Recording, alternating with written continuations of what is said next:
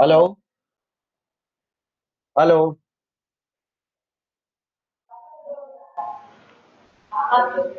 Sound आ रही है? Good afternoon.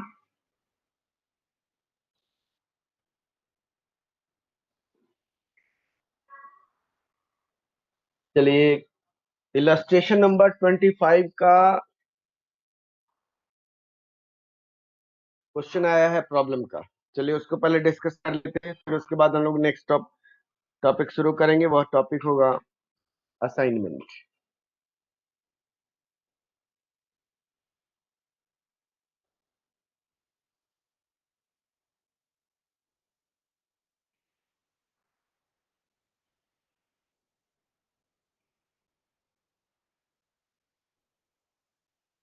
Page number 120 है ना? Page number 120, question number 25। Question number 25।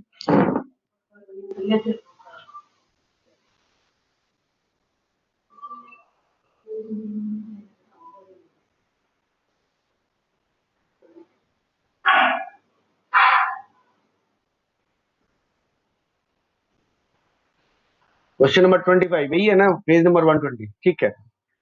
The product of the three plant F1, F2, F3 are to be transported to 5 warehouses W1, W2, W3, W4 and W5. The capacity of the plants and demand of the warehouses and the cost of transportation from one plant to various warehouses are indicated in the following table. Transportation cost given है हमारे पास table में। F1, F2, F3 दिया हुआ है, factory और उसकी capacity भी दी हुई है, और W1, W2, W3, W4, W5 demand ware house है, इसकी डिमांड भी गिवन है। सबसे पहले चेक करोगे आप लोग, सबसे पहले आप चेक करोगे कि यह बैलेंस है कि अनबैलेंस है। First of all check balance और अनबैलेंस। फटाफट जल्दी से आंसर देंगे आप लोग।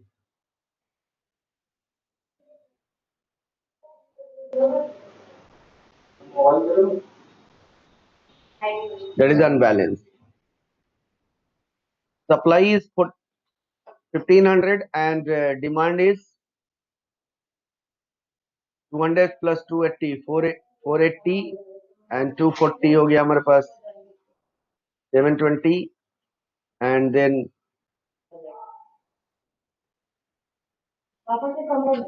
680, 1400।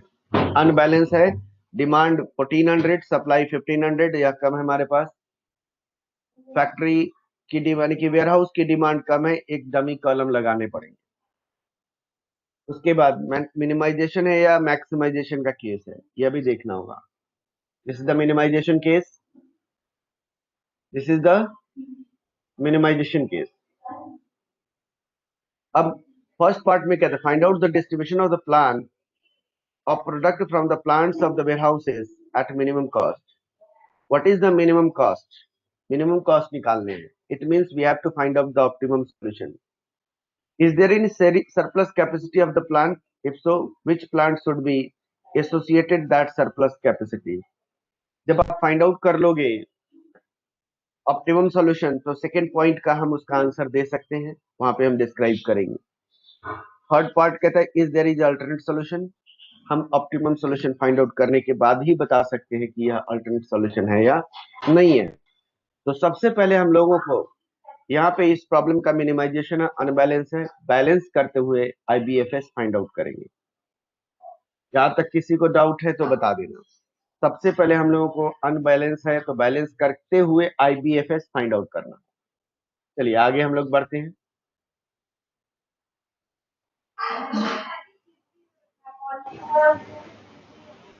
आईबीएफएस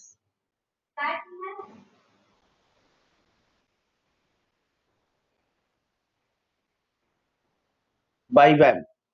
कभी भी क्वेश्चन में मिनिमम कॉस्ट तो आप लोग वैम से ही ऑप्टिमलिटी फाइंड आउट करना।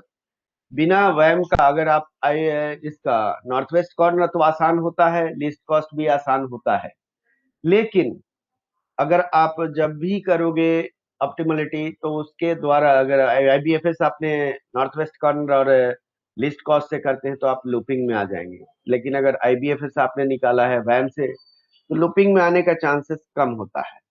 इसलिए थोड़ा सा हम लोग को यहाँ ध्यान रखना है। चलिए,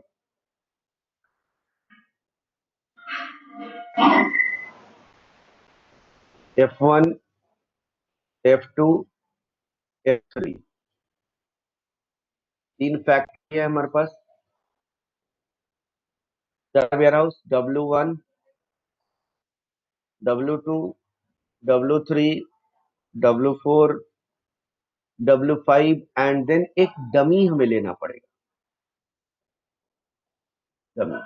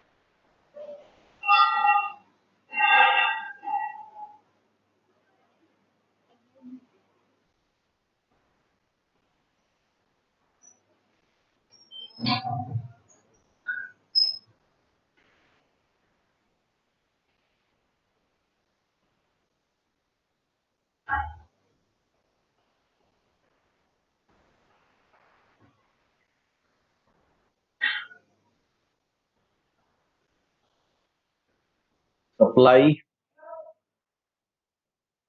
और हमारे पास ऊपर में रो पेनल्टी,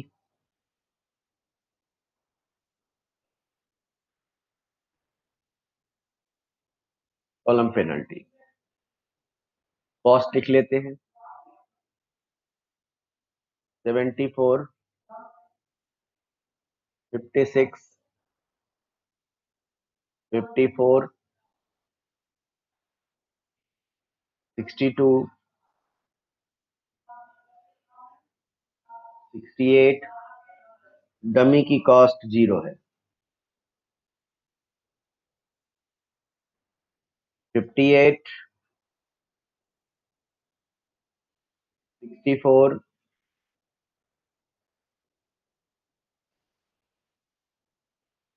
62, 58,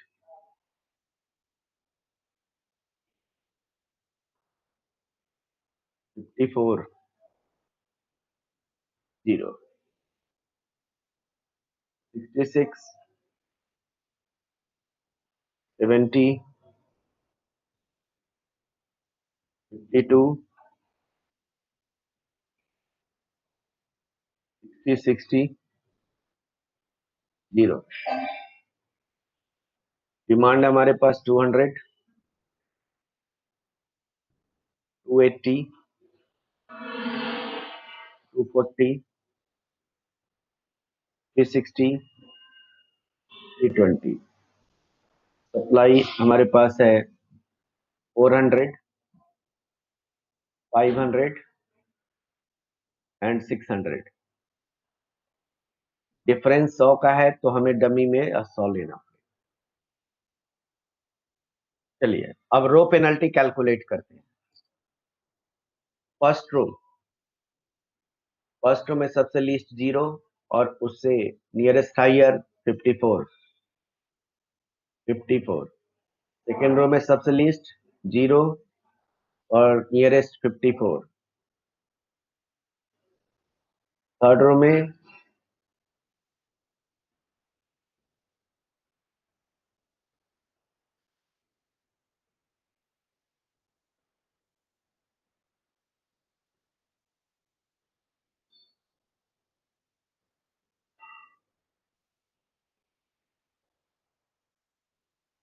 थर्ड रो में हमारे पास कितना हो जाएगा, 0 और 52 का डिफरेंस 52। फर्स्ट कॉलम,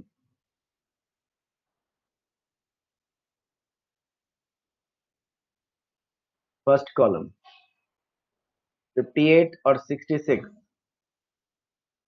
यानी 8 का डिफरेंस आ गया। 56 एंड 64 8 का डिफरेंस है। 52 एंड 54 2 का डिफरेंस है। 50 एंड 60 का डिफरेंस 2 है। और यहाँ पे हमारे पास 54 और 60 का डिफरेंस 6 है, 0। अब आप लोग देखोगे कि दो जगह हमारा पेनल्टी सेम आया है, दो जगह पेनल्टी सेम है। यहाँ पे भी पेनल्टी सेम है और यहाँ पे भी पेनल्टी सेम है। अब दोनों में लीस्ट कॉस्ट देखते हैं। यहाँ पे लीस्ट कॉस्ट 0 है और यहाँ पे भी लीस्ट कॉस्ट 0 है। अब ध्यान से समझना है यहाँ पे आप लोग जरा, ये दोनों जगह बराबर आ गया है। अब दोनों कॉस्ट 0 0 है। अब दोनों में कितनी क्वांटिटी अलॉट कर सकते हैं? देखो हमने बताया था कि अगर आपका कॉस्ट टाई अप कर जाता है, कॉस्ट टाई अप कर जाता है तो जिस कॉस्ट में सबसे ज्यादा अलॉटमेंट कर सके, लेकिन अगर आप अलॉटमेंट भी टाई अप कर गया, अलॉटमेंट भी टाई अप कर गया, तो उस केसेस में आप क्या करोगे? अगर अलॉटमेंट टाई अप कर जाएगा तो आप किसी में भी अलॉटमेंट कर सकते हो, आपकी मर्जी है। ये आप ध्यान रखना, थोड़ा सा ये आप ध्यान रखना, आपकी मर्जी है आप कहाँ अलॉट करोगे।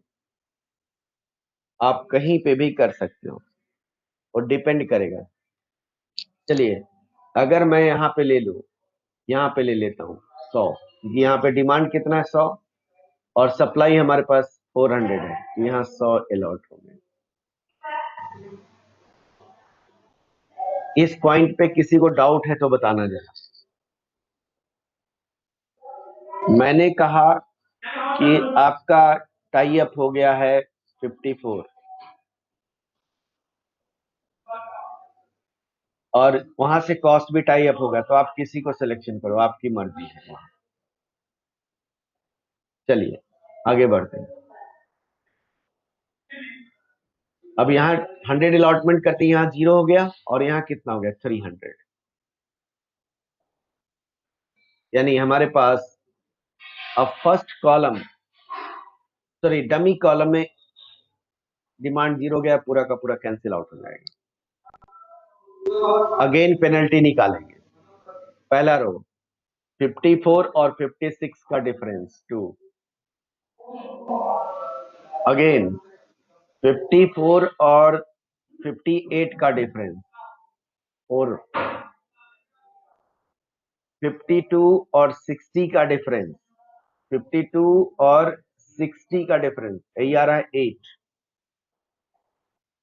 फर्स्ट कॉलम में 8, सेकंड कॉलम में 8, थर्ड कॉलम में 54 और 52 का डिफरेंस 2, फोर्थ कॉलम 58 और 60 का डिफरेंस 2, 54 और 60 का डिफरेंस 6। हाईएस्ट आपके पास यहाँ भी है, यहाँ भी है, यहाँ भी है, सभी में चेक करो लीस्ट कॉस्ट। इसमें लीस्ट कॉस्ट 52 है। यहाँ पे देखते हैं, इस 8 के लिए देखते हैं तो इसमें लीस्ट कॉस्ट 58 है। इसमें 8 में देखते हैं लीस्ट कॉस्ट 56 है। तो हमारा लिस्ट कॉस्ट यहाँ पे मिनिमम है, तो हमने ये लिया था, पहले वाले में यहाँ लिया था। यह हमारे पास यहाँ पे आ गया लिस्ट कॉस्ट 52, 240, सप्लाई 600, 240 अलॉट करते ही यहाँ 0 हो गया, यहाँ पे बचा 360। अब पूरा का पूरा थर्ड कॉलम कैंसिल आउट हो जाएगा, डिमांड खत्म हो चुका है। अगेन अगेन हम निकालेंगे फर्स्ट रो में 56 और 62 का डिफरेंस सही आएगा। 56 और 62 का डिफरेंस 6। फिर उसके बाद 54 और 58 का डिफरेंस 4, 60 और 60 का डिफरेंस 0, फर्स्ट कॉलम में 58 और 66 का डिफरेंस 8, 56 एंड 64 का डिफरेंस 8, यहाँ डैश हो गया, यहाँ पे हमारे पास 2 है और यहाँ पे 6 है, ये भी डैश है। अब दो 8 है, यहाँ पे 58 कॉस्ट है, मिनिमम यहाँ पे 56 है, तो हम 56 वाला ले लेंगे। लीस्ट कॉस्ट यहाँ पे 280 है, 56 है, डिमांड 280 है और सप्लाई 300 है, तो यहाँ 280 अलॉट कर देंगे। 280 अलॉट करते हैं, यहाँ क्या होगा 0, और यहाँ कितना बच गया 20, यानी W2 कॉलम पूरा का पूरा कैंसिल आउट हो जाएगा। चलिए अब हम लोग आगे अगेन पेनल्टी निकालेंगे। 62 और 68 का डिफरेंस 6, 58 और 54 और 58 का डिफरेंस 4, 60 और 60 का डिफरेंस 0, 58 और 66 का डिफरेंस 8, डैश डैश, इसका 2 होगा, इसका 6 होगा, डैश होगा। अब 8 आपके पास यही है 58, यहाँ पे डिमांड 200, सप्लाई 500 है, तो 200 अलॉट कर दिया, यहाँ पे 0 हो गया, यहाँ पे बचा 300, ये पूरा का पूरा फर्स्ट कॉलम कैंसिल आउट हो जाएगा। अगेन पेनल्टी फिर निकालिए, अभी 2 कॉलम बचा हुआ है और 3 रो में बचे हुए हैं। 62 और 68 का डिफरेंस 6, 58 और 54 का डिफरेंस 4, 60 और 60 का difference 0, dash dash dash dash, यहाँ पे 6 हो जाएगा डिफरेंस और यहाँ पे डैश, सॉरी यहाँ 2 है। चलिए अब आपके पास 6 यहाँ भी है और 6 यहाँ पे भी है, यहाँ पे लिस्ट कॉस्ट 54 है और यहाँ पे 62 है, तो पहले हम इसे सिलेक्शन करेंगे। इसे सिलेक्शन करने के बाद 54, डिमांड 320 और यहाँ 300, तो 300 दे देंगे। 300 देते ही यहाँ पे कितना हो गया 20 यूनिट बचा हुआ, यहाँ 0 हो गया। चलिए अब हमारे पास सेकंड रो कैंसिल आउट हो गया पूरा, सेकंड रो अब नहीं निकाला जाएगा। अगेन पेनल्टी 6 नहीं निकालेंगे, 0,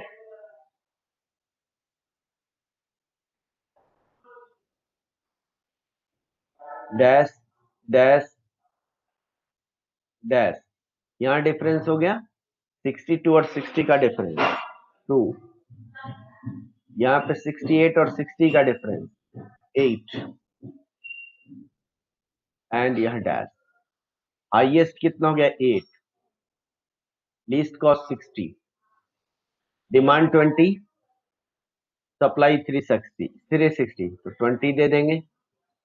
20 देते ही यहाँ 0 हो गया, यहाँ कितना बचा 340, यानी अब हमारे पास फिफ्थ कॉलम भी कैंसिल आउट हो गया।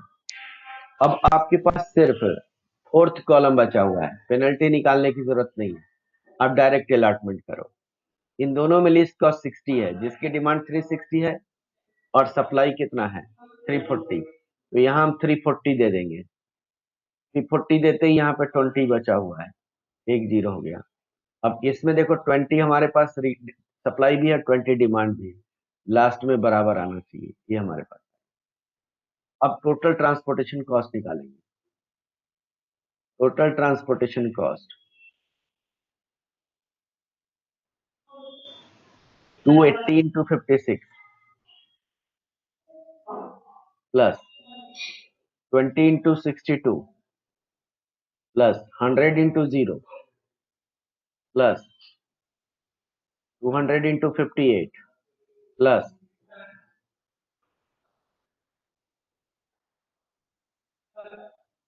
300 into 54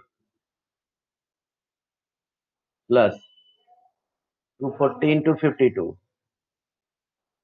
plus 340 into 60 plus 60 into 20। जरा आप लोग टोटल करके बताइएगा।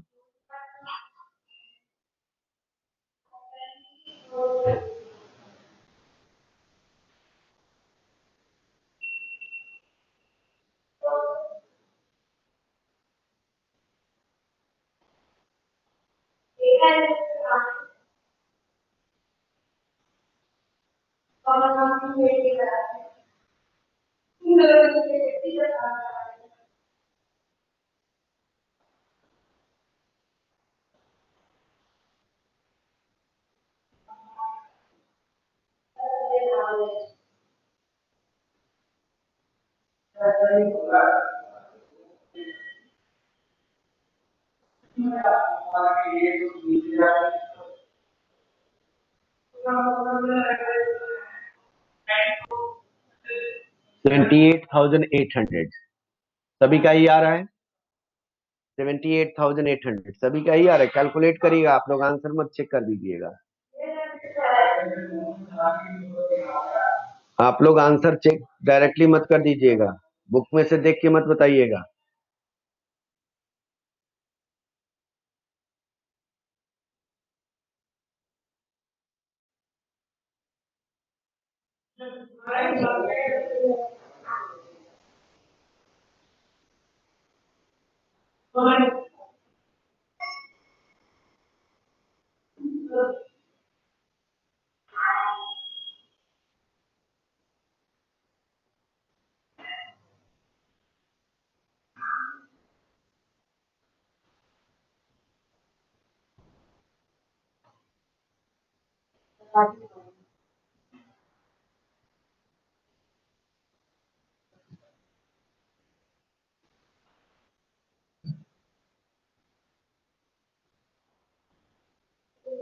आप लोग गलत बता रहे हो, कैलकुलेट करके दोगे।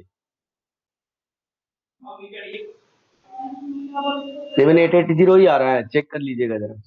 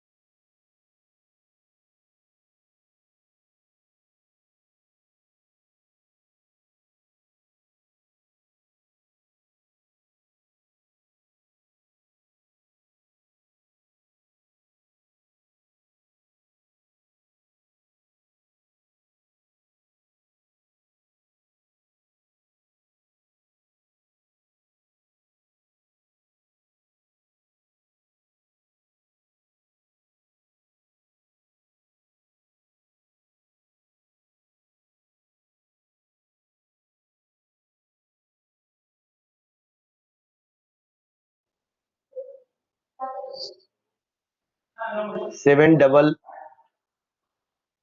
800 यही आ रहा है। 7800। चलिए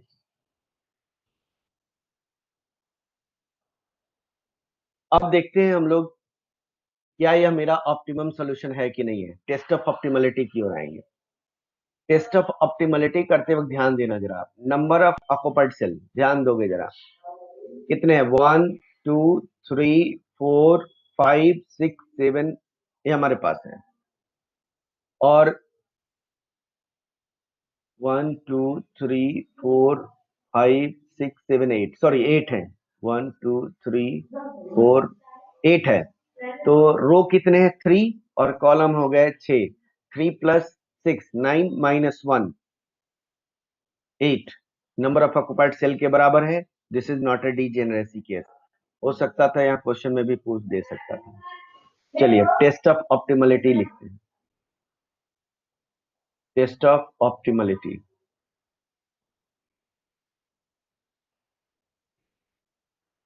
test of optimality. F1 F2 F3।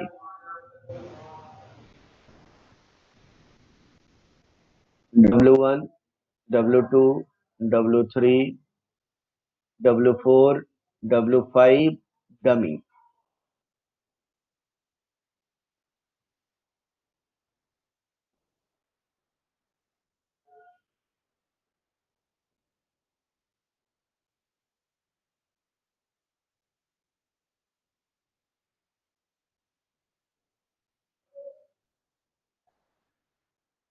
Supply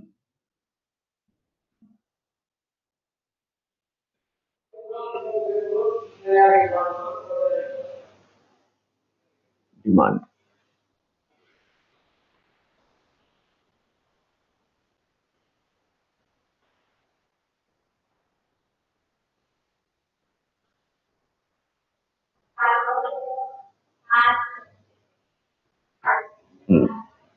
अब अलॉटमेंट करते, जहां जहां अलॉटमेंट हमने किया है,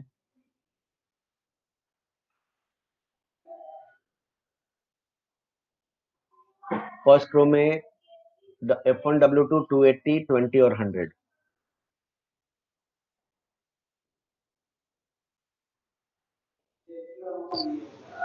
कॉस्ट हमारे पास ले लेंगे, कॉस्ट हमारे पास है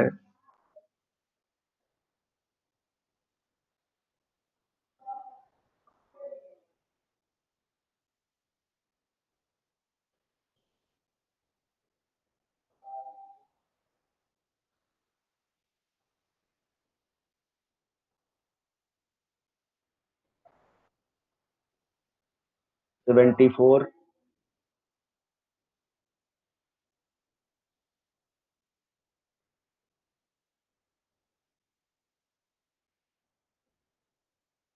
56। यहाँ देखो अलॉटमेंट है आपका कितना, 56 में 280 का अलॉटमेंट है, 280 का यहाँ अलॉटमेंट है। 54 62 68 डमी 0, यहाँ 100 है। और सेकेंड रो में हमारा है, फर्स्ट रो में 20 62 के साथ W4 20 58 64 62 58 54 0 66 70 52 60 60 0। अब हमने जो अलॉटमेंट किया सेकंड रो का देख लेते हैं। F2 में फर्स्ट और फिफ्थ है 200 और 300, 200 एंड 300। यहाँ 200 है और यहाँ 300। F3 में हमारे पास थर्ड रो के लिए है, F3 में W3 W4 W5 दोनों है, 240 340 20।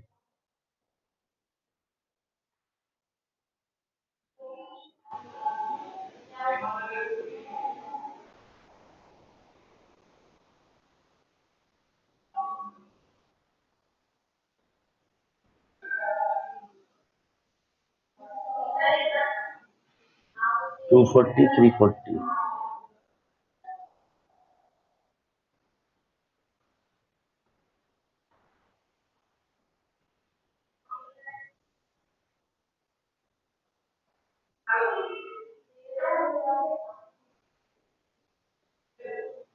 240 340 और हमारे पास हो गया एक और है 20 20। यह टोटल हमारे पास है। अब सबका सप्लाई लिख लेते हैं। सप्लाई हमारे पास है 400, टोटल ऐड करोगे तो 400 ही आएगा। 400 500 और ये हो गया हमारे पास 600। और यहाँ डिमांड में हो गया 200 280 240 360 320 और 100। चलिए ये हमने लिख लिया। अब आगे हम लोग इसको यूज करते हैं।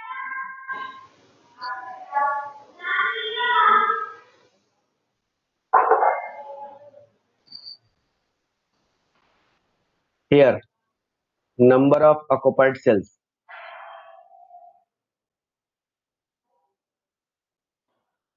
is equal to 1 2 3 4 5 6 7 8, टोटल 8 है, is equal to 8 is equal to number of rows plus number of columns minus 1. This is, it is optimum solution.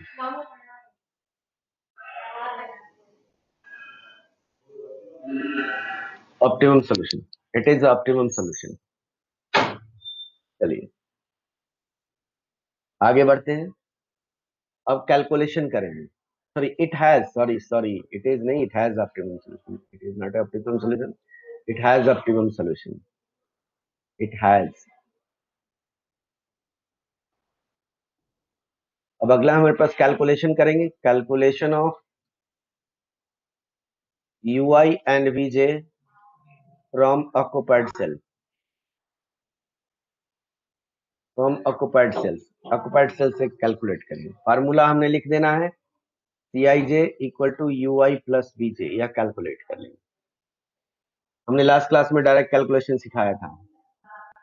पहले उस रो या उस कॉलम में देखेंगे जिसमें सबसे ज्यादा नंबर ऑफ ऑक्युपाइड सेल हैं. फर्स्ट रो में देखो 3 ऑक्युपाइड सेल हैं, सेकंड रो में 2 ऑक्युपाइड सेल हैं, थर्ड रो में 3 ऑक्युपाइड सेल हैं. फर्स्ट कॉलम में 1 है, सेकंड कॉलम में 1 है, थर्ड कॉलम में 1 है, फोर्थ कॉलम में 2 है, फिफ्थ कॉलम में 2 है, सिक्स्थ कॉलम में 1 है. तो 3 मैक्सिमम है. या तो हमारे पास फर्स्ट रो वाले यूआई को या थर्ड रो वाले यूआई को 0 पुट करेंगे, यानी हमें से u1 u2 u3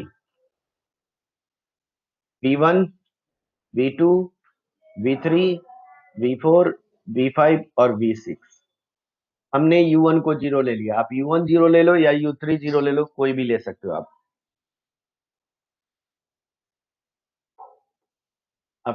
अब देखो कैसे कैलकुलेट करेंगे. इस रो में जितने भी ऑक्युपाइड सेल हैं उसी से कैलकुलेट करेंगे, उसकी कॉस्ट से. जैसे 56 F1W2 में देख रहे हैं, कॉस्ट 56 है. इसके रो में u1 है और इसके कॉलम में v2 है. u1 पता है, यानी 56 में से 0 माइनस कर देंगे, 56 आ जाएगा. अगेन हमारे पास 20 है. देखो 20 जो अलॉट हुआ है, जिसकी कॉस्ट कितनी है 62. रो में u1 है और कॉलम में v4 है. तो u1 पता है हमें, 62 में से 0 माइनस करेंगे तो आ जाएगा हमारे पास 62. 0 में से 0 माइनस करेंगे, v6 0 आ जाएगा. अब जो आपने निकाल लिया, जैसे v2 हमने निकाल लिया, v2 में और भी ऑक्युपाइड सेल है क्या? नहीं है, v2 का काम खत्म हो चुका है. v4 हमने निकाला हुआ है, v4 हमने निकाला है, उसके अलावा जिस सेल से निकाला है उसके अलावा एक और सेल है ऑक्युपाइड, उसको देखेंगे. जैसे जहां पे हमने 340 अलॉट किया है, 60 वहां उसका कॉस्ट है, इसके रो में u3 है और कॉलम में v2 है. तो कॉस्ट में से u3, कॉस्ट में से v2 v4 की वैल्यू माइनस करोगे, 60 में से 62 माइनस करोगे तो -2 आ गया. 60 में से 62 माइनस करेंगे, u3 की वैल्यू आ जाएगी. अब एक v6 निकला था, ये हमारे पास जरूरत ही नहीं क्योंकि एक ही इसमें है. अब देखोगे u3 हमने निकाला है, जिससे निकाला है उसके अलावा और भी 2 ऑक्युपाइड सेल हैं. एक ऑक्युपाइड सेल हमारे पास F3W5 में है जहां पे 20 अलॉट है, 60 कॉस्ट है. 60 में से -2 को सब्ट्रैक्ट करोगे, कॉलम में v5 है तो 62 आ जाएगा. 60 में से -2 सब्ट्रैक्ट कर रहे हो तो माइनस ऑफ माइनस क्या हो जाता है, प्लस हो जाता है. 60 + 2 हो जाएगा. इसी तरीके में एक 52 है, 240 अलॉटमेंट वाला. 52 में से 2 माइनस करेंगे तो क्या आ जाएगा, 2 सब्ट्रैक्ट करोगे तो 54 हो जाएगा. अब देखो हमने v5 निकाला था 62, इसके कॉलम में एक और हमारे पास कॉस्ट ऑक्युपाइड सेल जहां पे हमने 300 अलॉट किया है. 54 में से 62 माइनस करोगे तो u2 क्या हो जाएगा, -8 आ जाएगा. -8 आ जाएगा. अब देखो u2 वाले रो में एक और हमारे पास है कि नहीं है. तो फिर 8 में से -8 6 सब्ट्रैक्ट करो, 66 हो जाएगा. यहां तक किसी को डाउट है तो आप लोग बोलोगे. यहां तक किसी को डाउट?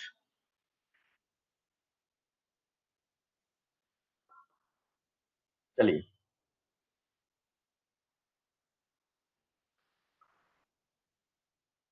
अब हम कैलकुलेशन करेंगे, calculation of opportunity cost, calculation of opportunity cost of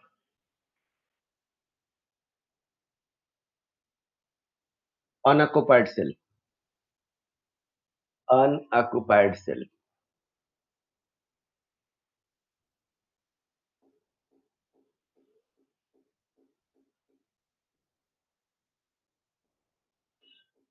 delta i j equal to c i j minus u i plus b जे,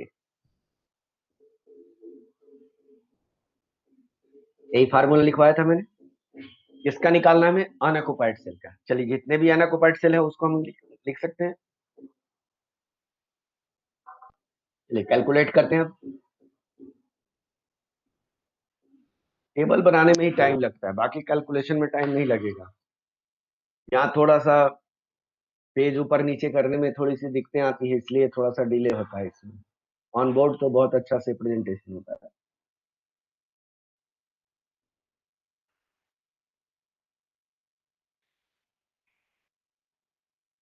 चलिए पहला अनऑक्युपाइड सेल, यहाँ पे हमारे पास है F1W1।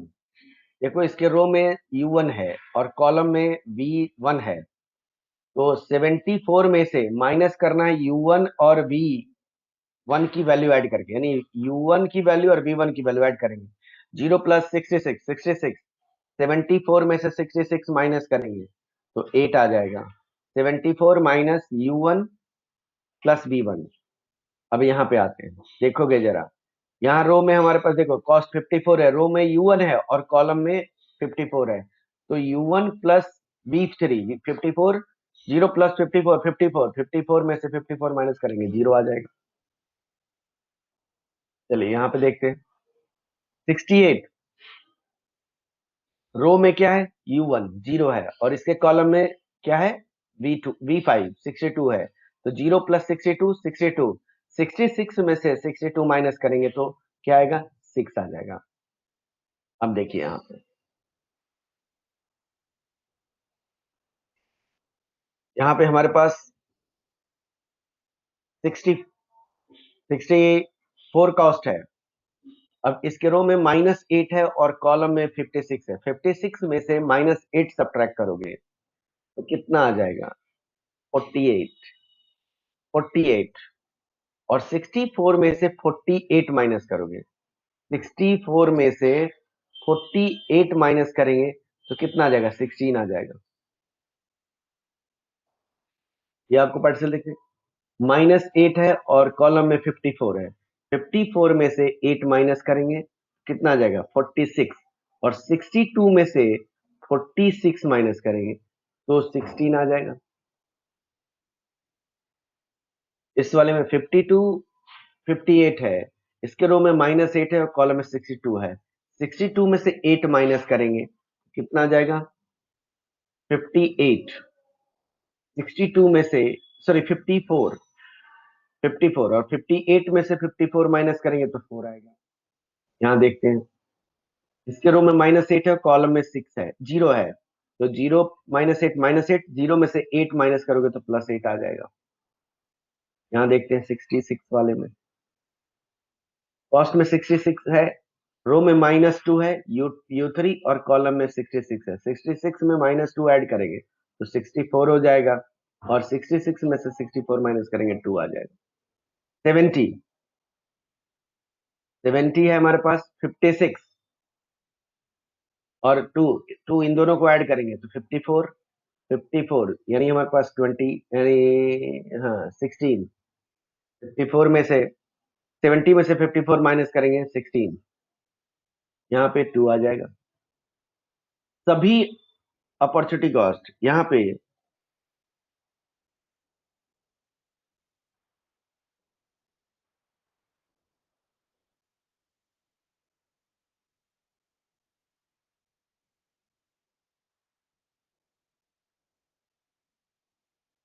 here opportunity cost all unoccupied cells are positive. So it is optimum solution. But one unoccupied cell has opportunity cost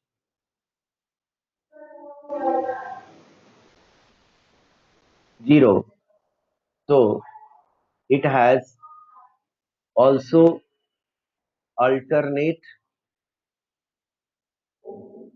solution. It has also alternate solution. इसका alternate solution.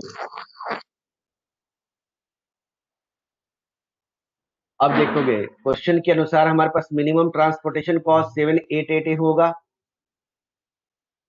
किसका surplus है? देखो, जो factory dummy को supply कर रहा है, factory 1 की डमी 100 यूनिट अलॉट की गई, यानी फैक्ट्री 1 का सरप्लस 10 यूनिट बचेगा.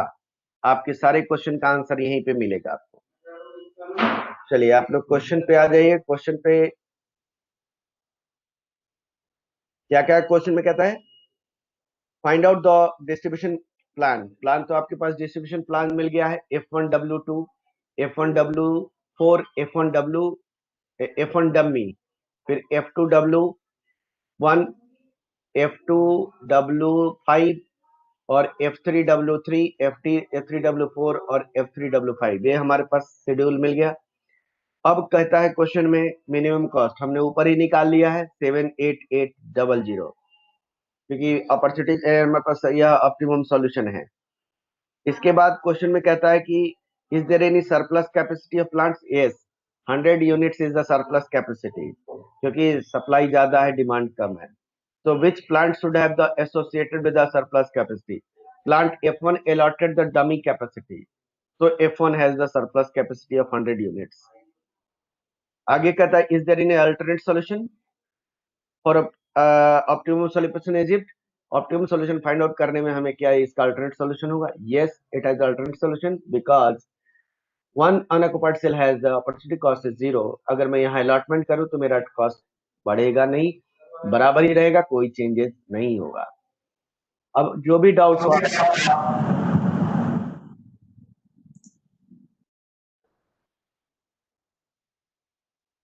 किसी को डाउट?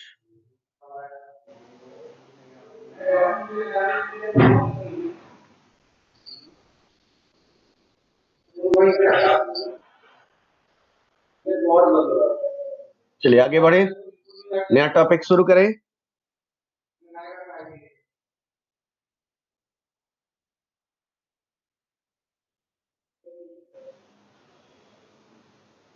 वरुण, मैंने कहा कि यहाँ पे जो प्रॉब्लम है वो ऑप्टिमम सॉल्यूशन है, क्योंकि opportunity cost of all unoccupied cells are positive, but one occupied cell has the 0, so it has the optimum solution and alternate solution. Sir module में निगेटिव आया है, कोई बात नहीं, मॉड्यूल में आने दीजिए. हमने तो वही क्वेश्चन किए हैं. लूपिंग में आ गया है क्योंकि हमने जहाँ पे 100 लिया था वहां पे लिया है, तो हमने बताया था कि वो कहाँ पे हमें अलॉटमेंट करना. निगेटिव आएगा तो आपको लूपिंग करना होगा, या कोई जरूरी नहीं है कि निगेटिव ही आ जाए.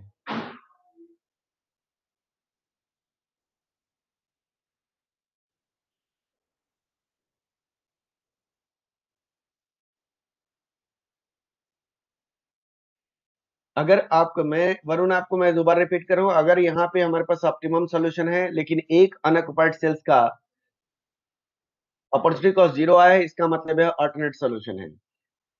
अनबैलेंस होने के कारण यह सरप्लस है, कैपेसिटी सरप्लस है. किस फैक्ट्री की हमारे पास सरप्लस है? हमने देखोगे जब अलॉटमेंट किया था तो F1 की 100 यूनिट्स हमने डिमांड सॉरी डमी में अलॉट किया, तो 100 यूनिट का सरप्लस है. वरुण बताओगे आप?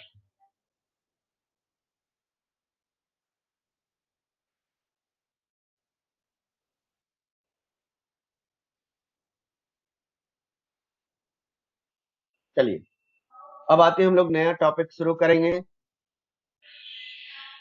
वो भी पेपर में आता है.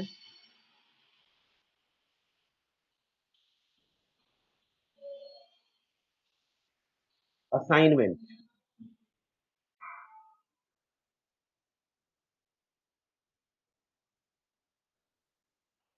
असाइनमेंट,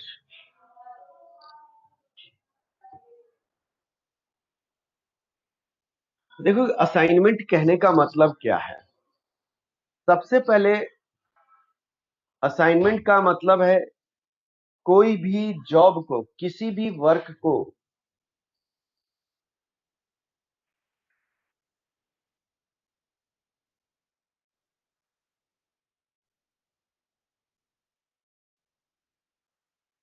फटाफट जल्दी से कॉपी कर लीजिएगा लास्ट का।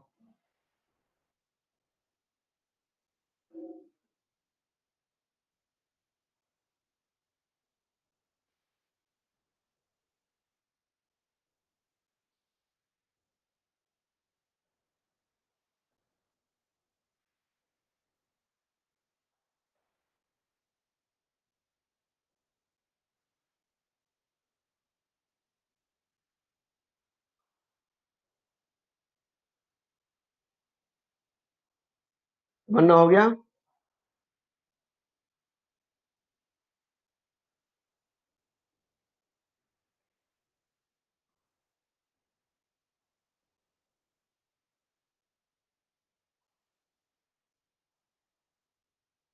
चलिए,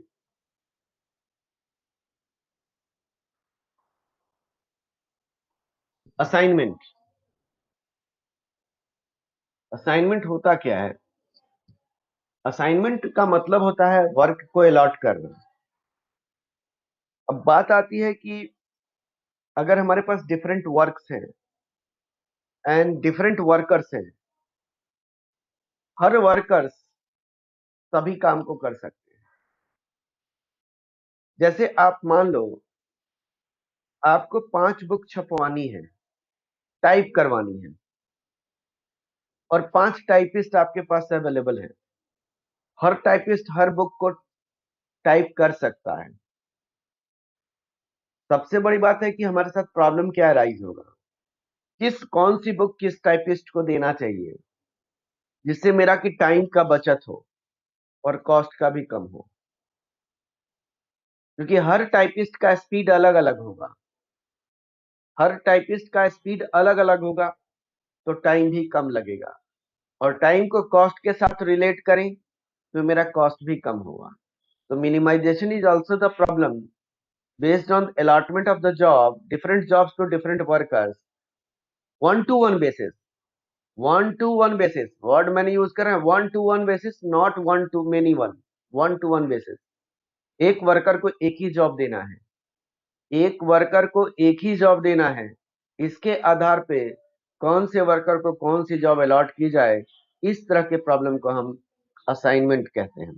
आप लोगों को एमसीक्यू क्वेश्चन एक बार आया हुआ है, यानी कि which of the following model related with the allotment of different job to different workers from one to one basis. This is the assignment model, and this assignment model is a special type of, it is also a special type of linear programming. It is also the special type of linear programming. चलिए definition पे आते हैं हम लोग।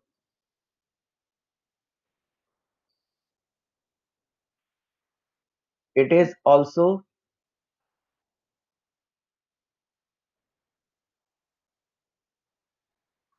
a special type of LPP, linear programming problem.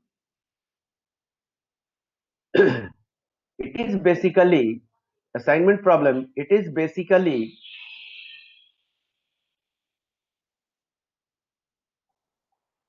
concerned with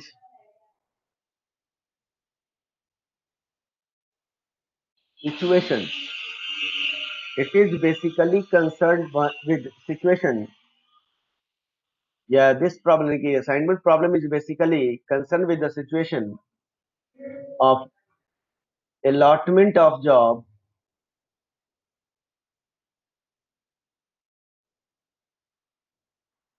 allotment of different jobs. Not only word use करें, allotment of different jobs.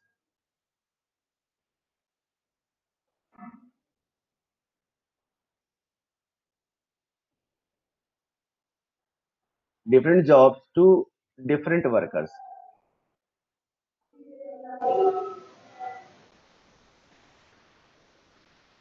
Different workers according to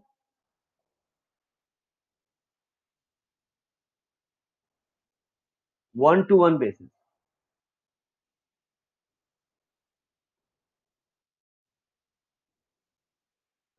One-to-one basis.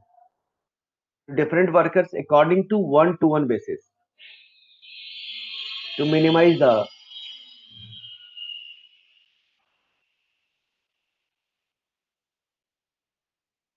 time और cost.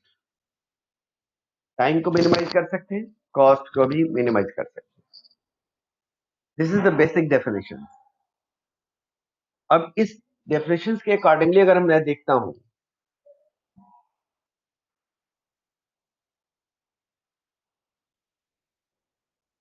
मान लिया जाए कि हमारे पास J1, J2, J3, J4 चार worker jobs हैं, and there are 4 workers W1, W2, W3, W4. हर वर्कर हर जॉब को कर सकता है. तो J1 also complete the job one worker. J1 is also completed by job worker 1, worker 2, worker 3, worker 4. इसी तरीके से J2 भी हमारे पास क्या होगा, सभी जॉब को कर सकता है. J2 को भी सभी वर्कर कंप्लीट करेंगे, J3 को भी सभी वर्कर कंप्लीट करेंगे, एंड J4 को भी सभी वर्कर कंप्लीट करेंगे. तो आपका मेन मकसद क्या होगा, कौन सा वर्कर कम समय में कंप्लीट कर रहा है, कौन सा वर्कर किस जॉब को सबसे मिनिमम टाइम पे कंप्लीट कर रहा है, हमें उसी को अलॉट करेंगे. लेकिन मान लो कि इत्तेफाक से कभी भी 2 वर्कर सेम टाइम पे कंप्लीट कर रहा है, तो आपके पास प्रॉब्लम हो जाएगा.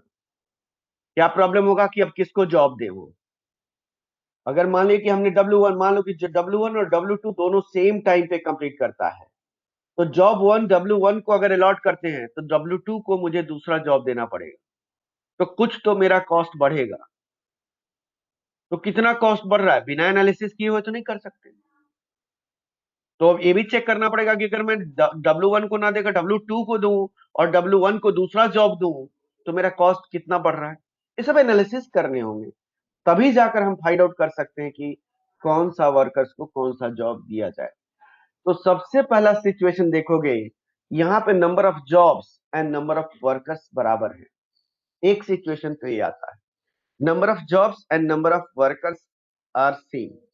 तो यहाँ पे हमारे पास कोई ज्यादा प्रॉब्लम नहीं होगा.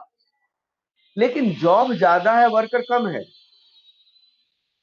जॉब ज्यादा है, वर्कर कम है, तो हमें क्या करना पड़ेगा, 1-to-1 बेसिस है, मिनिमम तो जाना नहीं है. अगर 4 जॉब है और 3 वर्कर है, तो एक वर्कर को मैं 2 जॉब दे ही नहीं सकता हूं, एक वर्कर को एक ही जॉब दे दूंगा मैं, मुझे एक जॉब छोड़ना पड़ेगा. अगर मेरे पास जॉब कम है, वर्कर ज्यादा है, तो मुझे एक वर्कर छोड़ना पड़ेगा. तो इस डिफरेंट सिचुएशंस में हम यहाँ पे किसी भी असाइनमेंट प्रॉब्लम को सॉल्व करते हैं. तो असाइनमेंट प्रॉब्लम का जो कॉस्ट टेबल होता है इस तरीके का होता है, कॉस्ट मैट्रिक्स.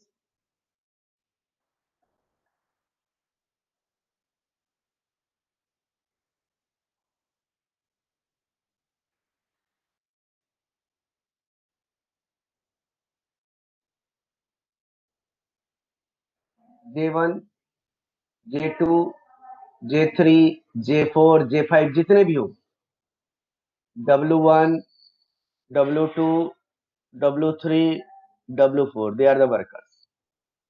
अब W1 J1 को कंप्लीट करेगा तो C11 कॉस्ट है, C12 कॉस्ट है, C13, C14 कॉस्ट नंबर में रहेगा, C21, C22, C23, C24, C31, C32, C33 and C34, C41, C42, C43 and C44. ये हमारे पास क्या हो गया, जॉब्स एंड वर्कर की कॉस्ट का। ये इस तरह का हमारे पास टेबुलर फॉर्म में होगा। आपको पेपर या तो टेबुलर फॉर्म में दिया हुआ होगा या तो टेबुलर फॉर्म में कन्वर्ट करना भी हो सकता है, तो यह कॉस्ट मैट्रिक्स के फॉर्म में गिवन होगा। लेकिन प्रॉब्लम बेस्ड क्या होगा, तो सबसे पहला एक बेस होगा बैलेंस, दूसरा होगा अनबैलेंस। अब मैं यहीं पे आप लोगों को समझा दे रहा हूं, बैलेंस का मतलब यहां प्रॉब्लम में होगा number of jobs is equal to number of workers, number of jobs is equal to number of workers. Unbalance का मतलब क्या हो गया, number of jobs is not equal to number of workers, number of jobs is not equal to number of workers। तो ये ध्यान रखना है। आप ट्रांसपोर्टेशन में जहां पे डिमांड और सप्लाई था, यहाँ पे number of jobs and number of workers हैं, बराबर नहीं है, तो हमें बराबर ही करने पड़ेंगे, बैलेंस करना पड़ेगा। अनबैलेंस प्रॉब्लम को हम बैलेंस में कन्वर्ट करते हैं by applying dummy row and dummy column. Same वही रूल होगा, कोई अलग से नहीं होगा। By applying dummy row and dummy column, अगर हमारे पास जॉब कम है वर्कर ज्यादा है और जॉब आपका रो में है तो डमी रो लगाओगे, अगर आपका वर्कर रो में है और वर्कर कम है तो डमी रो लगाओगे, अगर वर्कर कॉलम है और वर्कर कम है जॉब ज्यादा है तो डमी कॉलम लगाओगे। तो ये डिपेंड करता है how many number of rose and how many number of columns. If number of rose is lower than number of columns, then apply dummy row. If number of column is lower than number of rows, then apply dummy column। ये हमारे पास ये ध्यान रख लेना पड़ेगा। तो इसी के आधार पे बैलेंस और unbalance, and problem is also based on maximization and minimization. तो आपके पास प्रॉब्लम क्या हो गया, minimization balance, minimization unbalance, maximization balance, maximization unbalance. चार केस इसमें भी सेम उसी तरीके का फॉर्म। इस क्रिटिकल पॉइंट्स पे आप लोगों को कोई डाउट हो तो बताओ।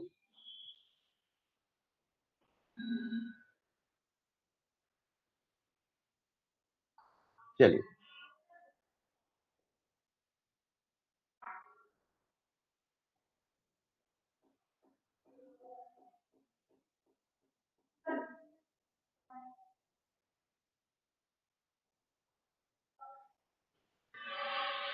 Methods for solving, methods for solving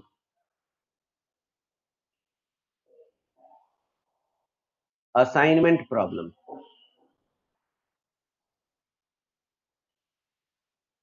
is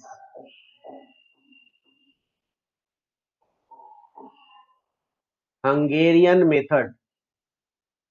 Hungarian method है ना, आप याद रख लोगे आप लोग, हंगेरियन मेथड आपको पूछ सकता है या आप लोगों को पूछ सकता है हंगेरियन मेथड।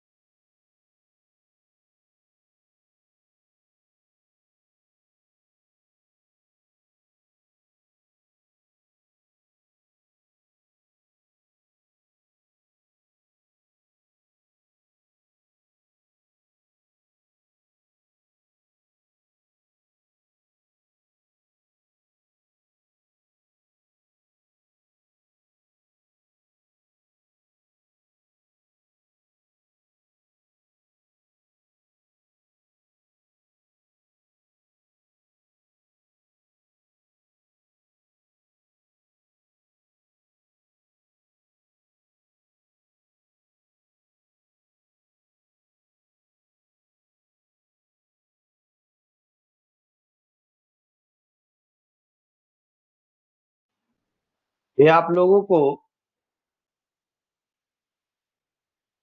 पूछ सकता है क्वेश्चन में, which following methods used for solving the assignment problem।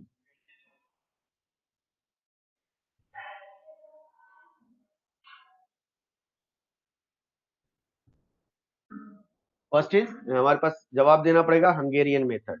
ये आप लोगों को ध्यान रखना है, हंगेरियन मेथड होता है और हंगेरियन मेथड के द्वारा ही हम इसको सॉल्व करते हैं। अब कैसे सॉल्व की जाएगी, चलिए हम लोग क्वेश्चन और स्टेप्स दोनों ध्यान में रखेंगे, उसके साथ ही चलेंगे, क्योंकि क्वेश्चन और स्टेप साथ साथ चलता है इसमें, तो ज्यादा अच्छे तरीके से आप लोग इसको कर सकते हो और याद भी रहेगा।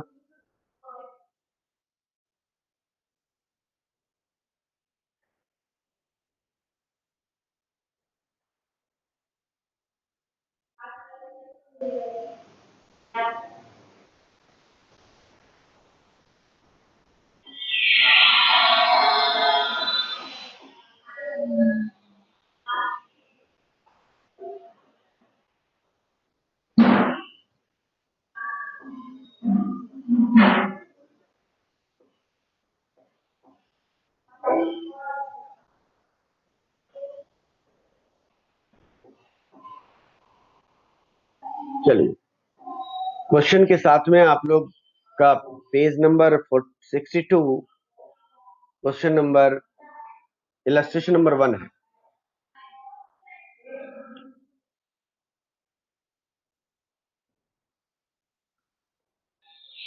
Illustration number 1,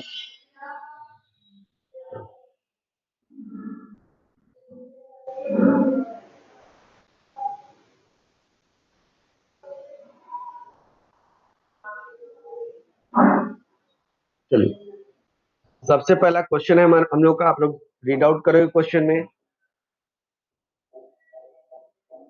6 men are available for different jobs. From past records, the time in hours taken by different person to the different jobs are given below. देखोगे हमारे पास 6 लोग हैं और 6 जॉब हैं, बिल्कुल बैलेंस प्रॉब्लम है, ध्यान देना। 6 जॉब्स हैं और 6 हमारे पास वर्कर्स हैं, मेन है, बैलेंस प्रॉब्लम है। Find the allocation of the different job which to lead the minimum operation time. यानी हमारे पास टेबल में क्या गिवन है, मैन और जॉब के बीच में कितना ऑपरेशन टाइम लग रहा है, यानी कि कोई भी मेन पर्टिकुलर जॉब को कितने टाइम में ऑपरेट कर ले रहा है।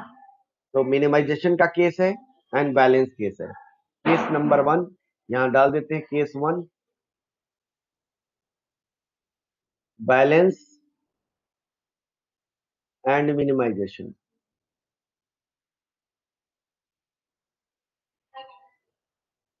आप लोग एक पेज फुल अपने साथ रखोगे स्टेप्स के लिए। क्वेश्चन नंबर 1 इलस्ट्रेशन 1 है, टेबल फॉर्म कर लेंगे। हमारे पास 1 2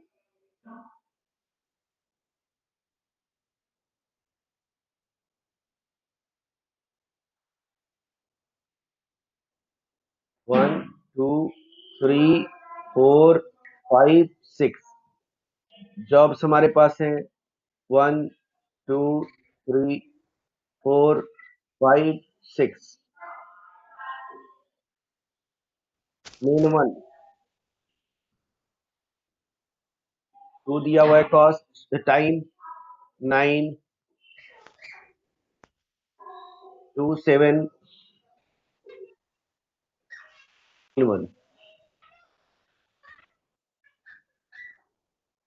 6 8 7 6 14 1 4 6 5 3 8 1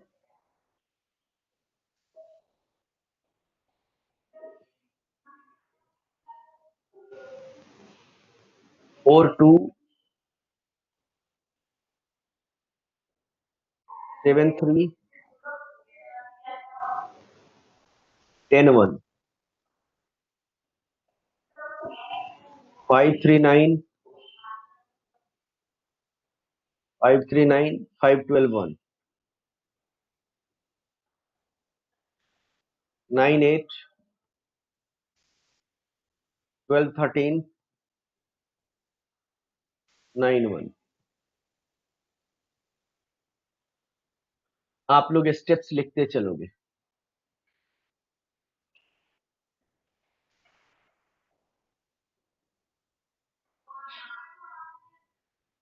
steps first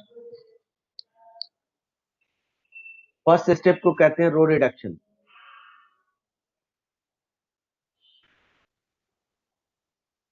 row reduction row reduction में क्या करना होगा? Select minimum element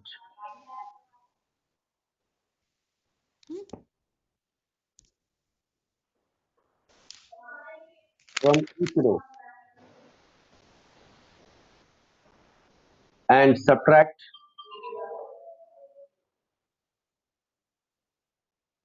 it from each element of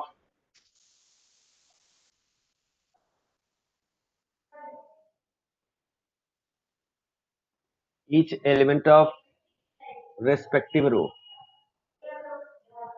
इसका कहने का मतलब हर रो में से, एवरी रो में से क्या करना है हमें?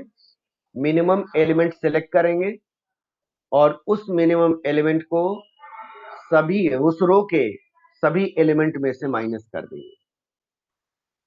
इससे मतलब क्या हुआ? आप रो वाइज कॉस्ट देख रहे हो, टाइम देख रहे हो, यानी मेन वन डिफरेंट जॉब्स को कितना समय में कंप्लीट कर सकता है। जैसे देखोगे यहाँ पे वन है, वन तो सबसे मिनिमम है। अगर वन की मेन वन को 6 जॉब दें तो सबसे टाइम हमारे पास मिनिमम वन है। अगर मान लो यहाँ इसे नहीं अलॉट किया जाए तो मेरा कितना टाइम बढ़ेगा ये देखना पड़ेगा ना।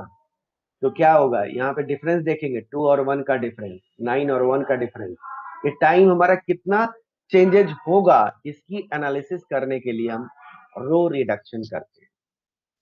तो टेबल नंबर 1 फॉर्म करेंगे, टेबल नंबर 1 T1, ब्रैकेट में यहां लिख देना रो रिडक्शन।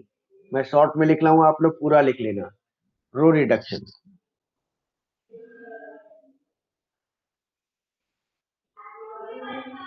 1 2 3 4 5 6, 1 2 3 4 5 6। फर्स्ट रो में सबसे लीस्ट एलिमेंट 1 है, 2 में से 1 माइनस करेंगे 1, 9 में से 1 माइनस करेंगे 8, 2 में से 1 माइनस करेंगे 1, 7 में से 1 माइनस करेंगे 6, 9 में से 1 माइनस करेंगे 8, 1 minus 1 0, 6 minus 1 5, 8 minus 1 7, 7 minus 1 6, 6 minus 1 5, 14 minus 1 13 0, 4 minus 1 3, 6 minus 1 5, 5 minus 1 4 2 7 0 3 1। हर रो का देखना, देखो हर रो में 1 ही है, ये मत समझ लेना कि यहाँ पे 1 है यही ले रहे, नहीं, हर रो में देख रहे हैं। यहाँ पे 1 मिनिमम था, यहाँ पे 1 मिनिमम था, हर रो का देख रहे हैं। फिफ्थ रो में भी देखो मिनिमम 1 ही है, तो 5 सॉरी फोर्थ रो में 1 ही है, 4 minus 1 2 minus 1 7 minus 1 6, 5 minus 1 2 9 0। Fifth row में भी 1 ही है, क्या हो गया हमारे पास 5 माइनस 1 4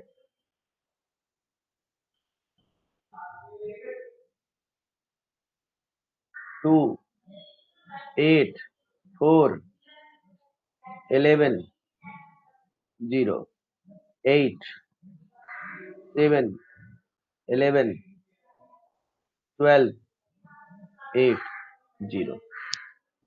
रो रिडक्शन हमने कर लिया, यानी आपने मेन वाइज जॉब को देखा। अब आपको जॉब वाइज भी तो देखना पड़ेगा, यह कोई जरूरी है कि हम मेन से ही कंपेयर करेंगे, हमें जॉब से भी कंपेयर करने पड़ेंगे। इसलिए सेकेंड स्टेप में आप लोगों को कॉलम रिडक्शन निकालना है। किसी को डाउट हो इस पॉइंट पे तो बोलोगे, किसी को डाउट?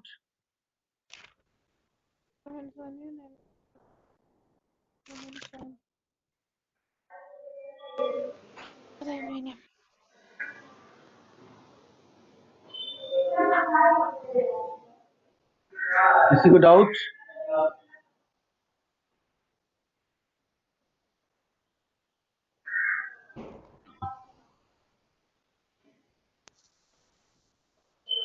रो रिडक्शन के बाद आएगा कॉलम रिडक्शन।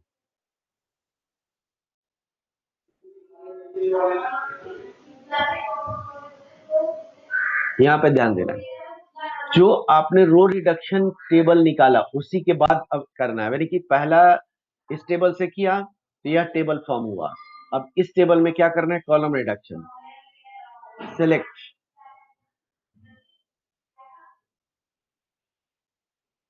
यानी हम यहाँ पे फ्रॉम रिजल्टेंट टेबल वर्ड कर देते हैं, from resultant table.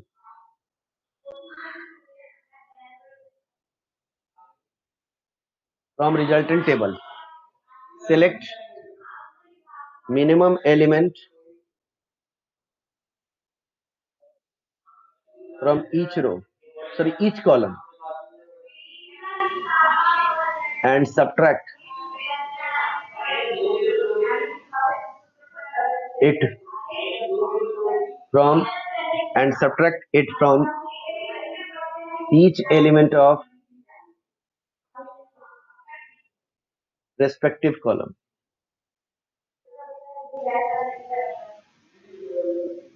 Respective column.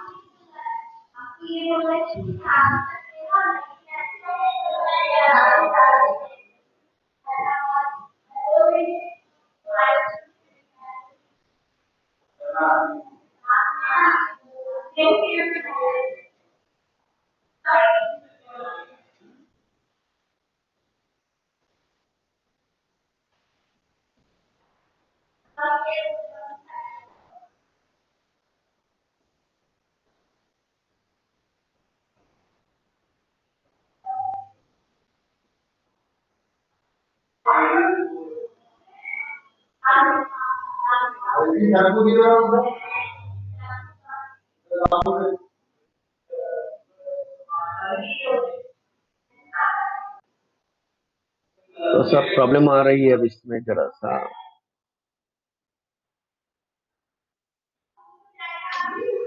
Yes.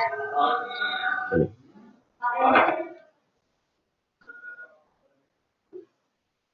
अब रेस्पेक्टिव कॉलम, हर रेस्पेक्टिव कॉलम से माइनस कर देंगे। चलिए उसको अगेन करते हैं हम। टेबल नंबर 3 T3, यहां लिख लेना है कॉलम रिडक्शन।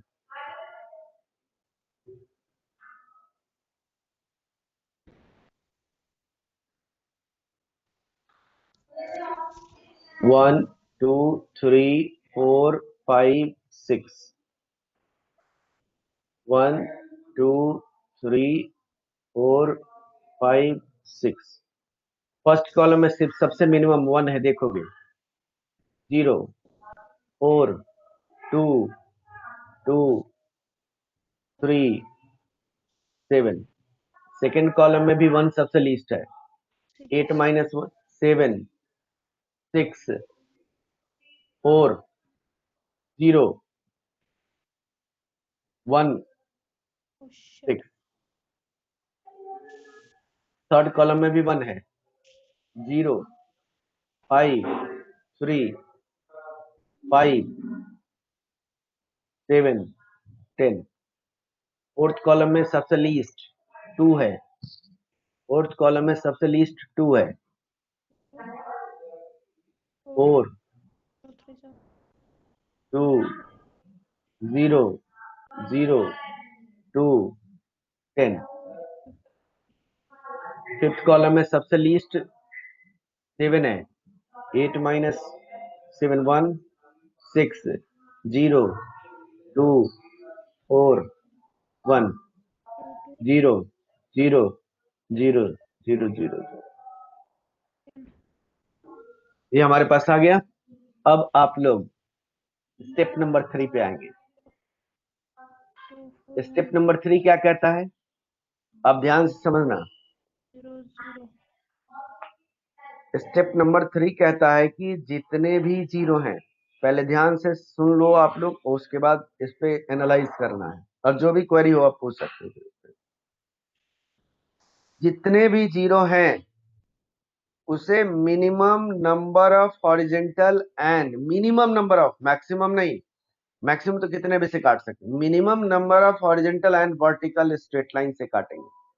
जितने भी जीरो हैं उन सभी जीरो को minimum number of horizontal and vertical straight line से कट करना है। यह हमारा कंडीशन है इसमें। तो कैसे काटना चाहिए? जिस रो या जिस कॉलम में सबसे ज्यादा जीरो हो, सबसे पहले उस रो या उस कॉलम को कवर कर लेना चाहिए जीरो लाइन, स्ट्रेट लाइन से। उसके बाद फिर चेक करेंगे कट जाने के बाद कि अब किस रो या किस कॉलम में ज्यादा जीरो है, फिर उसको काटेंगे। इसके आधार पर हम minimum number of straight line लाएंगे। यानी अगला पॉइंट है cover all the zero by minimum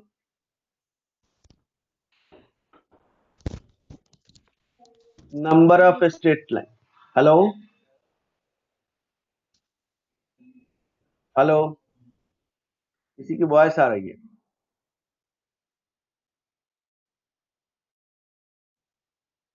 cover all the zero by minimum number of horizontal or horizontal and vertical straight line, not only horizontal not only vertical, दोनों mix भी हो सकता है। Minimum number of horizontal and vertical straight line.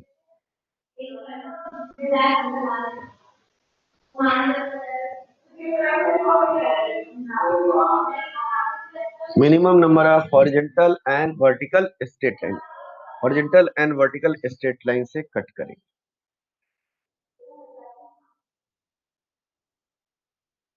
चलिए अब आते हैं हम लोग कवर करते हैं। देखिए सिक्स्थ कॉलम में सबसे ज्यादा जीरो, तो पहले इसको स्ट्रेट लाइन से कवर अप कर लिया। तो सिक्स कॉलम को आप लोग ढक देना, मतलब उसको हाइड करके फिर चेक करो किस रो और किस कॉलम में ज्यादा है। फर्स्ट रो में 2 है, सेकंड कॉलम में नहीं है तो करने की जरूरत नहीं है।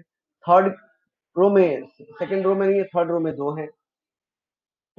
फोर्थ रो में भी 2 है, फिफ्थ रो में नहीं है, सिक्स रो में नहीं है। फर्स्ट कॉलम में 1 है, सेकंड कॉलम में 1 है, थर्ड कॉलम में 1 है, फोर्थ फोर्थ कॉलम में 2 है, फोर्थ कॉलम में 2 है, और सिक्स कॉलम में, फिफ्थ कॉलम में 1 है।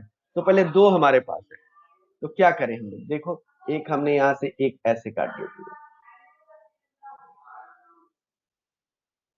देखोगे फिर उसके बाद हमारे पास एक यहां से कट जाएगा और एक ऐसे कट गया। देखिए सारे जीरो कट गए, सारे जीरो कट गए यहाँ पे।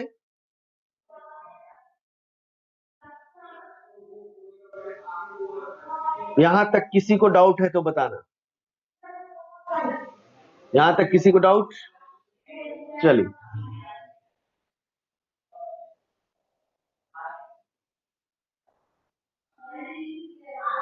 अब कंडीशन स्टेप 3 के बाद क्या कहता है? स्टेप 4 पे क्या करना है? स्टेप 4 यहीं से आपका सॉल्यूशन आने वाला है। आगे क्या होगा? If number of straight line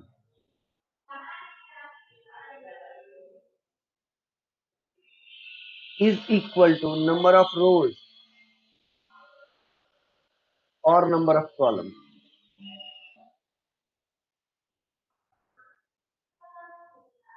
then it is optimum solution.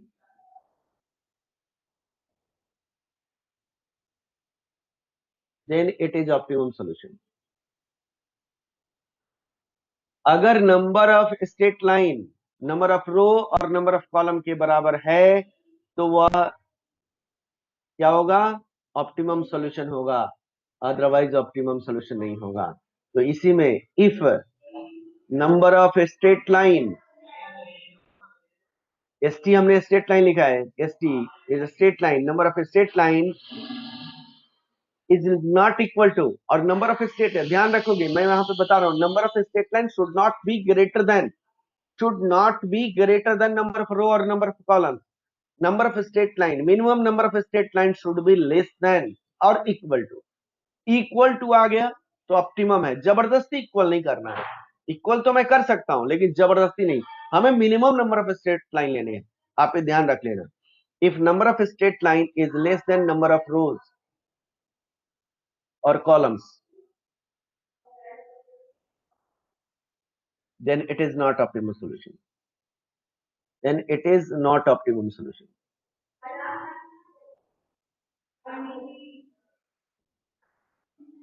Then it is not optimum solution. To find out optimum solution, ये हमारे पास क्या करना पड़ेगा? To find out optimum solution, to find out optimum solution,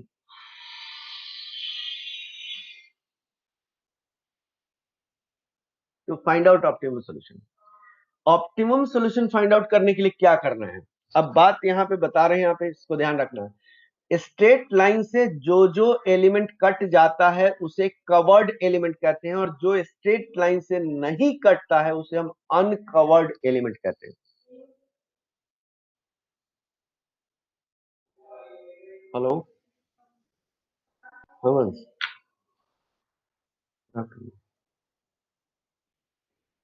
नहीं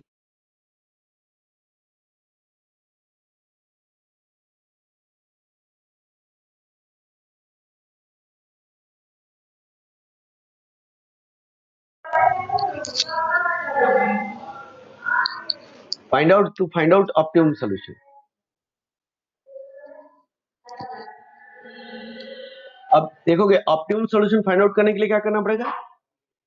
select minimum element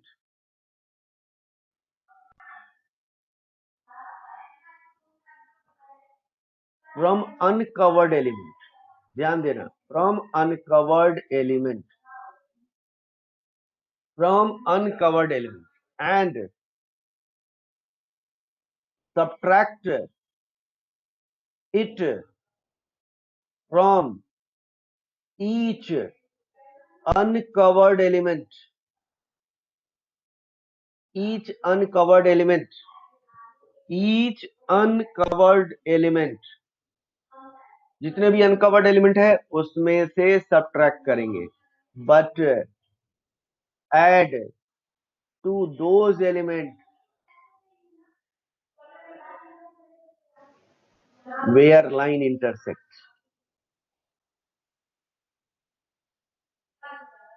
where line intersect, जहां पे line intersect करेगा वहां पे ऐड कर देंगे, ध्यान रख लेना है आप लोग। चलिए अब हम इस स्टेप पे आते हैं। टेबल नंबर 3 से पहले यहां लिखेंगे here number of straight line is equal to 1 2 3 4। This is not equal to number of rows और columns, so it is not optimum, यह ऑप्टिमम नहीं है। चलिए अब टेबल नंबर 3 था तो ये टेबल नंबर 4 बनेगा, जिसको आप लोग लिखोगे improved table, improved table 1 2 3 4 5 and 6, 1 2 3 4 5 6 uncovered element,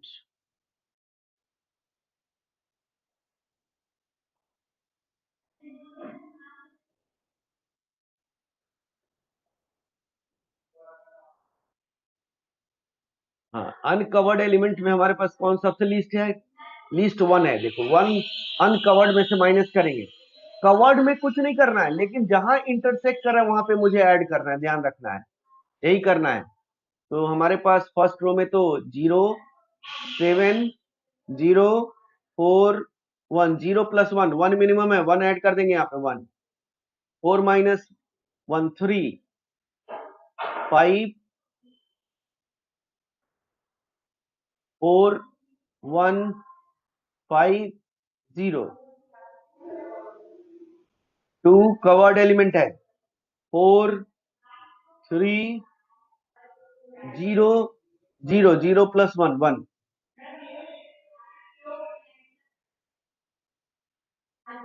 2 0 5 0 2 0 plus 1 1 1 minus 1 0 6 1 3 sorry,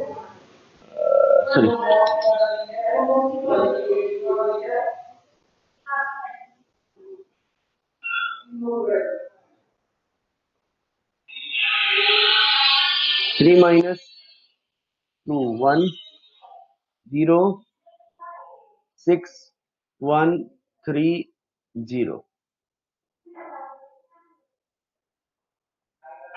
5, 9, 9, 0,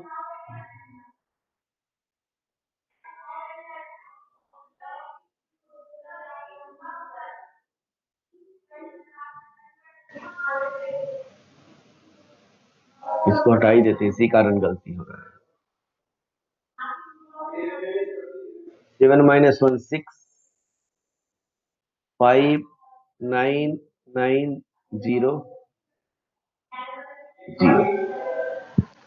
ये हमने इम्प्रूव टेबल निकाल लिया। इस इम्प्रूव टेबल से फिर वही कवर्ड करेंगे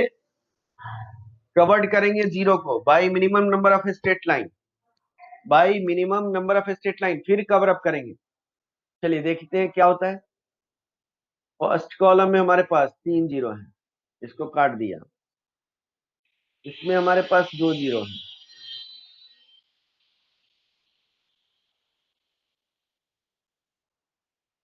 ये 2 जीरो है, यहाँ 2 जीरो है, और यहाँ 2। देखिए सारे कट गए। कितने से कटे? यार number of straight line is equal to 1 2 3 4 5, 5 ही है। This is not equal to number of rows और कॉलम्स, या बराबर नहीं है। तो क्या होगा? This is not a optimum solution, ये ऑप्टिमम सोल्यूशन नहीं है। तो फिर वही बार बार ये स्टेप्स रिपीट होंगे। कब तक? जब तक कि बराबर ना हो जाए। फिर हम अनकवर्ड एलिमेंट में से, जो भी अनकवर्ड एलिमेंट्स हैं उसमें से हम फिर minimum number of straight line selection करेंगे, sorry minimum number of element select करेंगे। मिनिमम नंबर ऑफ अनकवर्ड में से जैसे 1 है, तो फिर वही टेबल फॉर्म होगा। तो अब मैं डायरेक्टली यहाँ पे टेबल नंबर 5 लिख लोगे इम्प्रूव, और जॉब्स और मेन लिखने की जरूरत नहीं है, डायरेक्टली अब करो अब इस पे।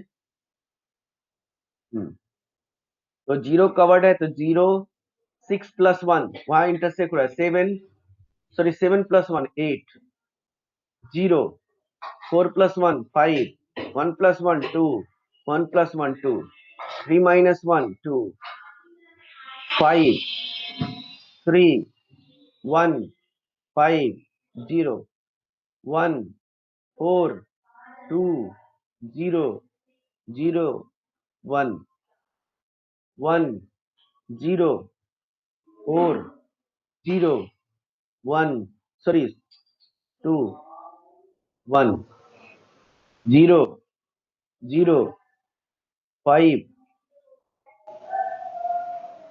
1, 3, 0, 6 minus 1 5, 5, 8, 9, 0, 0। फिर वही इसमें 3 जीरो काट दिया,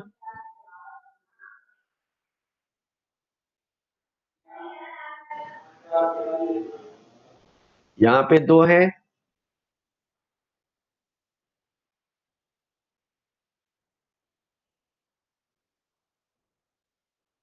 यहाँ 2 है,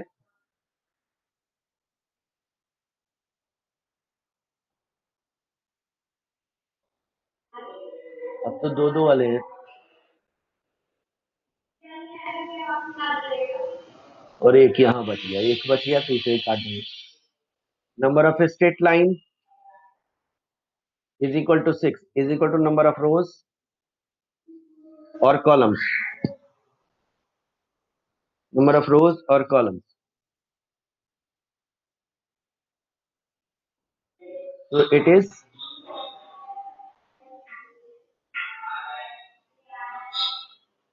ऑप्टिमम सॉल्यूशन, ये ऑप्टिमम सॉल्यूशन आ गया। अब ऑप्टिमम सोल्यूशन आ गया तो अब हमें अलॉटमेंट करना पड़ेगा। Assignment of jobs to men, assignment of jobs to main.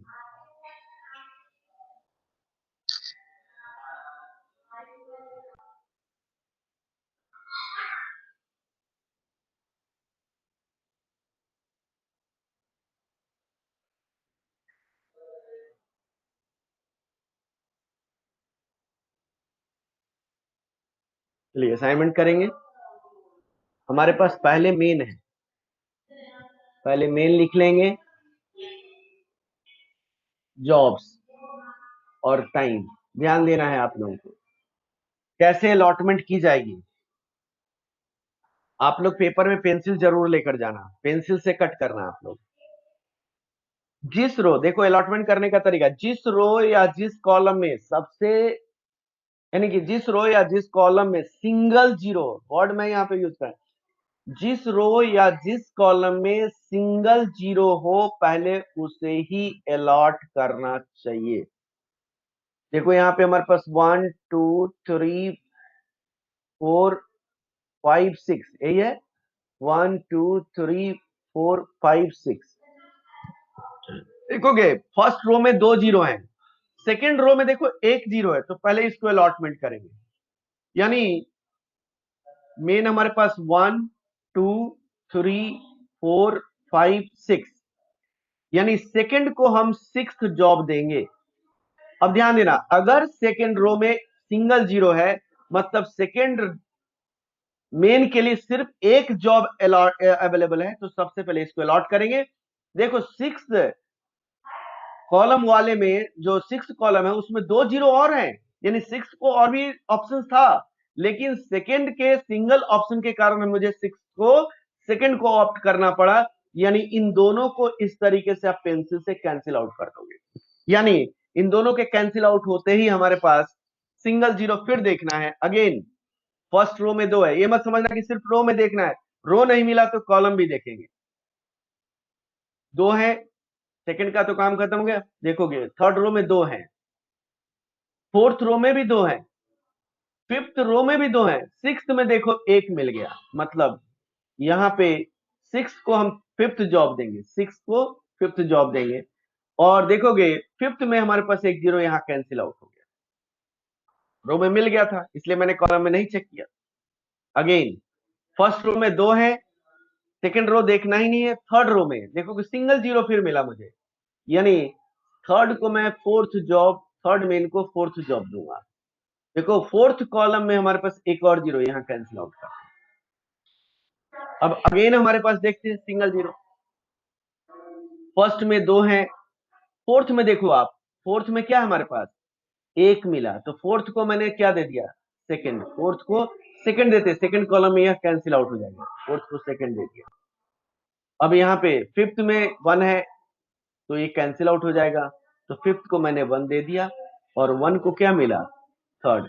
इस तरीके से अलॉटमेंट हो जाएगा। टाइम आपकी क्वेश्चन में गिवन है, क्वेश्चन के अनुसार आप टाइम लोगे, क्वेश्चन के अनुसार आपको टाइम लेना है।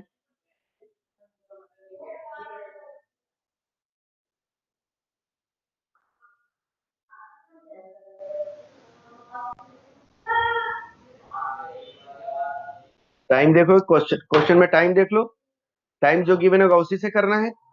Main and job, first main को हमने थर्ड जॉब दिया है, फर्स्ट मेन थर्ड जॉब का टाइम हमारे पास 2 है, 2 है। सेकंड 6 दिया है, सेकंड को हमने 6 दिया है मतलब 1।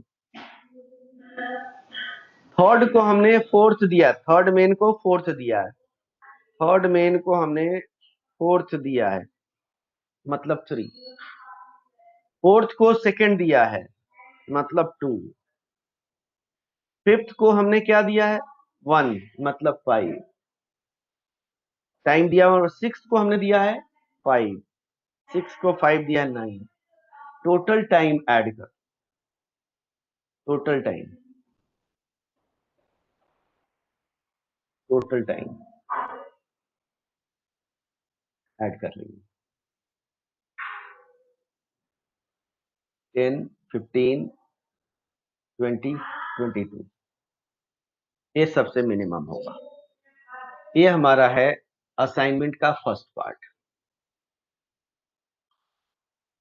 फटाफट आप लोग कॉपी कर लोगे और डाउट होगा तो पूछ लोगे जरा। चलिए डाउट पे आ जाते हैं।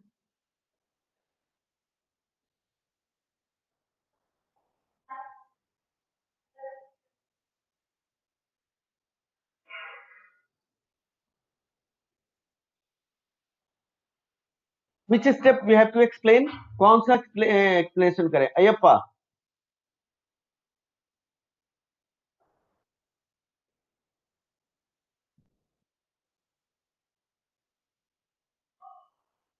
Time.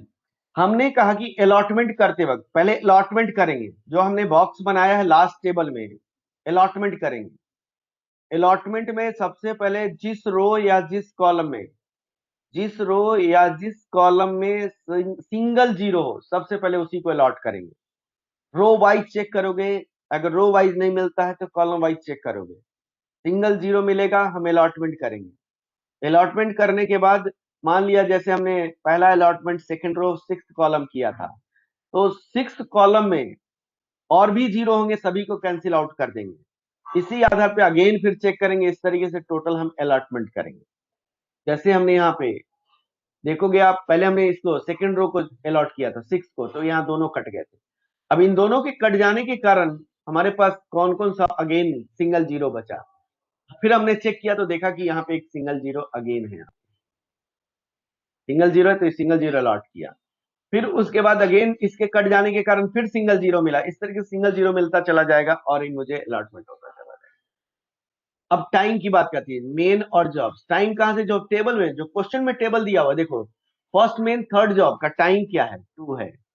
Second job, second main sixth job का टाइम कितना क्वेश्चन में गिवन है? 1 है।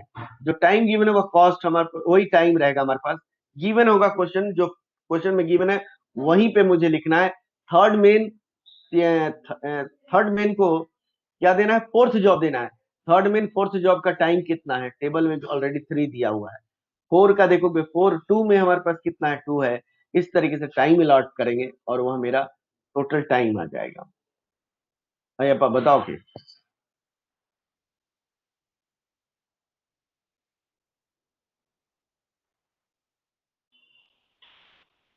किसी को डाउट?